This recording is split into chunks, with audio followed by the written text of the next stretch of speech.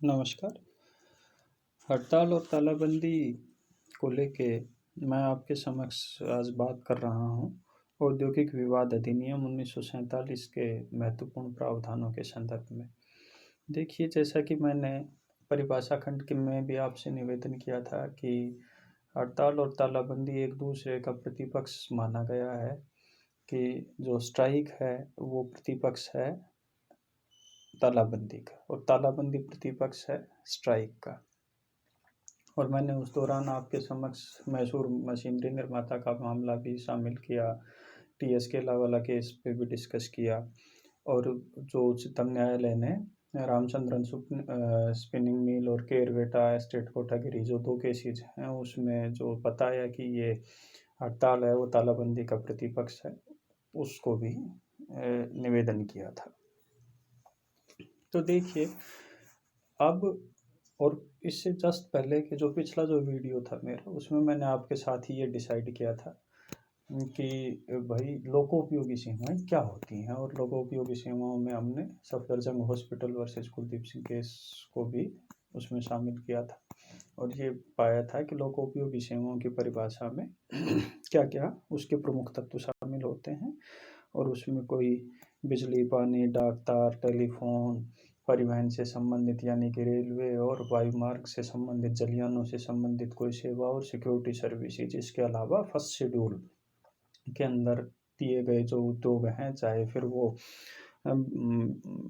जो पब्लिक जो ट्रांसपोर्ट है, जो स्थल मार्ग है, उसकी सेवाएं हों, चाहे बैंकिंग सेवाएं हों, चाहे चिकित्सालय और मेडिसिन से संबंधित कोई सेवाएं हों, चाहे वो बैंक नोट प्रेस से संबंधित सेवाएं हों, सीमेंट, कोयला, लोहा उद्योग से संबंधित कोई काम हो, उनको भी फर्स्ट शेड्यूल में रखा गया। और जो अप्रोप्रिएट गवर्नमेंट है वो राजपत्र में अधिसूचना यानी गजट नोटिफिकेशन के द्वारा ये डिसाइड कर सकती है कि 6 महीने के लिए फर्स्ट शेड्यूल में शामिल कोई सेवा लोकोपयोगी सेवा की श्रेणी में आएगी। खैर, जैसा कि अब मैं आपके साथ ये डिस्कस करने वाला हूँ कि लोकोपयोगी सेवाओं में हड़ताल और तालाबंदी से संबंधित नियम और प्रावधान क्या हैं। देखिए, जो प्रोहिबिशन है, जो स्ट्राइक और लॉकआउट के ऊपर, वो जो सेक्शन 22 और 23 है, वो इस संदर्भ में व्यापक प्रावधान करता है। और ये जो धाराएं हैं, ये हड़तालों और तालाबंदियों के ऊपर पूर्ण रूप से प्रतिबंध या पूर्ण रूप से प्रतिषेध नहीं लगाती, बल्कि ज़रूरी ये कर देती हैं कि हड़ताल और तालाबंदी करने से पहले जो कुछ एक औपचारिकताएं हैं, जो कुछ फॉर्मेलिटीज़ हैं, certain formalities should be fulfil, कुछ एक औपचारिकताओं का पालन किया जाना चाहिए। उसके बाद आप हड़ताल और तालाबंदी प्रारंभ कर सकते हैं। वस्तुतः जो इसका जो आशय है, इन धाराओं का, ये चाहते हैं कि इन धाराओं का भाव ये है कि भाई हड़ताल और तालाबंदियां हैं, उन पे एक तरह से रोक लगाई जाए, जिससे कि ऐसी स्थिति पैदा ना हो कि हड़ताल और तालाबंदी हो जिससे जन सामान्य को असुविधा का सामना करना पड़े। जहाँ तक हड़तालों पे जो प्रतिषेध है, प्रोहिबिशन ऑफ स्ट्राइक है, तो जो सेक्शन 22 है वो 22(1) जो है वो जनोपयोगी सेवाएं यानी कि पब्लिक यूटिलिटी जो सर्विसेज हैं, जो सेक्शन 2(ढ) के अंदर जिसको शामिल किया गया है, जिसका मैंने आपसे अभी जिक्र किया था, उस के संदर्भ में प्रावधान करती हैं कि जो पब्लिक यूटिलिटी सर्विसेज में नियोजित व्यक्ति है, वो पूर्व सूचना के बिना और जो आवश्यकताएं और औपचारिकताएं हैं, उनके बिना हड़ताल के ऊपर नहीं जाता। वस्तुतः ये जो उपधारा है, ये कर्मचारियों को हड़ताल पे जाने से नहीं रोकती, बल्कि कुछ एक शर्तें डिसाइड करती हैं जिनकी अनुपालना हड़ताल पे जाने से पूर्व की जानी चाहिए। ये आवश्यकताएं हैं, ये केवल जनोपयोगी सेवाओं से संबंध रखती हैं और अन्य सेवाओं पे इसका कोई प्रभाव नहीं पड़ता। अन्य सेवाओं के संदर्भ में जो प्रावधान है वो मैं आपसे आगे चर्चा रखूँगा। देखिए, लोकोपयोगी जो सेवाएं हैं उसके संदर्भ में बात ये है कि जनोपयोगी सेवाओं के संदर्भ में कुछ एक प्रावधान है, कुछ शर्तें हैं जिनकी अनुपालना हड़ताल पे जाने से पहले की जानी चाहिए। हड़ताल पे आप तभी जा सकते हैं जब आप इन औपचारिकताओं की पूर्ति कर दें। पब्लिक यूटिलिटी सर्विसेज में नियोजित कोई व्यक्ति जब तक हड़ताल पे नहीं जा सकता, जब तक कि वो हड़ताल पे जाने से पहले 6 सप्ताह का नोटिस नहीं दे देता। लेकिन उन प्रतिष्ठानों में जहाँ पे पहले ही तालाबंदी की गई है, पहले ही लॉकआउट है, वहाँ पे ऐसे नोटिस दिए जाने की ज़रूरत नहीं है। यानी कि utility services, public utility services में 6 सप्ताह का पूर्व नोटिस दिया जाना ज़रूरी है, बशर्ते कि उस औद्योगिक प्रतिष्ठान में तालाबंदी ना की गई हो। नोटिस कौन देगा?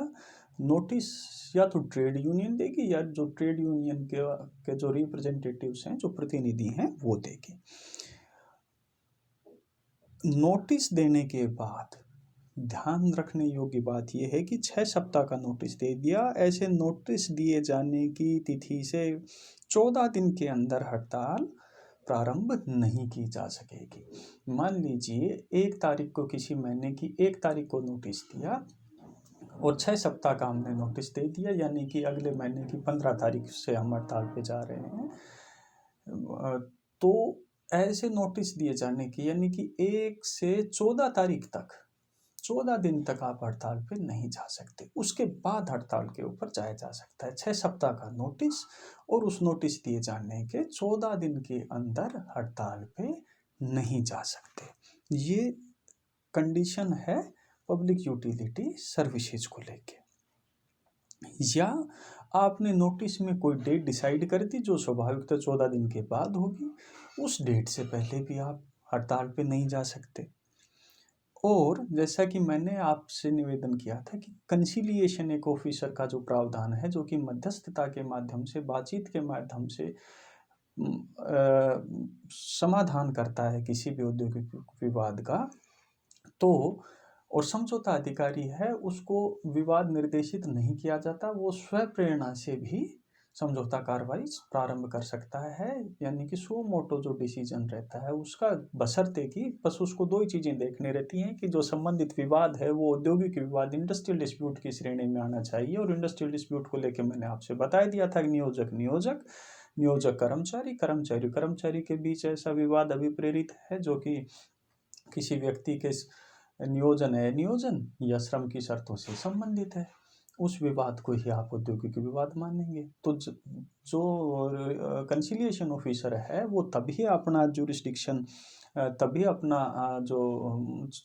जो कार्रवाई है वो प्रारंभ कर सकता है कि जिसके लिए जो विवाद है वो औद्योगिक विवाद की श्रेणी में आए, इंडस्ट्रियल डिस्प्यूट की श्रेणी में आए। अगर इंडस्ट्रियल डिस्प्यूट नहीं तो फिर वो कार्रवाई प्रारंभ नहीं कर सकता। और दूसरी कंडीशन ये है कि उसका उस पर क्षेत्राधिकार होना चाहिए, यानी कि उसका उस पर जुरिस्डिक्शन होना चाहिए कि क्या ये मेरे क्षेत्राधिकार में आता है।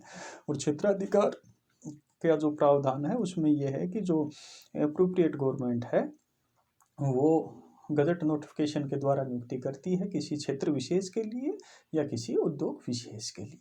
अगर ये 2 कंडीशंस फुलफिल होगी तो फिर समझौता अधिकारी स्वप्रेरणा से सो मोटो अपनी कार्रवाई प्रारंभ कर सकता है। इसलिए यदि किसी लोकोपयोगी सेवा के संदर्भ में समझौता अधिकारी ने कोई समझौता कार्रवाई प्रारंभ कर दी, तो इस दौरान, यानी कि उस समझौता कार्रवाई के दौरान, और उस समझौता कार्रवाई चाहे सफल हो चाहे विफल हो, उसके 7 दिन के बाद, यानी कि उसके 1 सप्ताह के बाद तक हड़ताल नहीं की जा सकती। तो वस्तुतः ये प्रावधान ये बताते हैं कि जो समझौता कार्रवाई है, जो एक तरह से मध्यस्थता की जो कार्रवाई है कि आइए हम बैठें, बात करें और अपने विवाद का समाधान करें, उसको प्रभावी उसका संपादन किया जा सके। अतः इन प्रावधानों के अंदर भी देखिए मध्यस्थता के ऊपर, समझौते के ऊपर कितना बल दिया गया है। तो पब्लिक यूटिलिटी सर्विसेज के अंदर कब तक हड़ताल नहीं की जा सकती? 6 सप्ताह का नोटिस हो, उस नोटिस के अंदर यदि कोई डेट डिसाइड कर दी तो उस डेट से पहले और 14 दिन के अंदर, यानी कि 14 दिन के अंदर भीतर तो हड़ताल नहीं की जा सकती, 6 सप्ताह के बाद नहीं की जा सकती। और इस दौरान यदि 14 दिन की जो स्वाभाविकता कोई डेट उसके बाद की डिसाइड की है तो उससे पहले नहीं की जा सकती। और यदि समझौता अधिकारी ने कोई प्रक्रिया प्रारंभ कर दी तो ऐसी प्रक्रिया के दौरान और उसके बाद 1 सप्ताह तक, 7 दिन तक इस तरह की कोई कार्रवाई प्रारंभ नहीं की जा सकती। अगले वीडियो में मैं लॉकआउट के संदर्भ में आपके साथ बात करूँगा।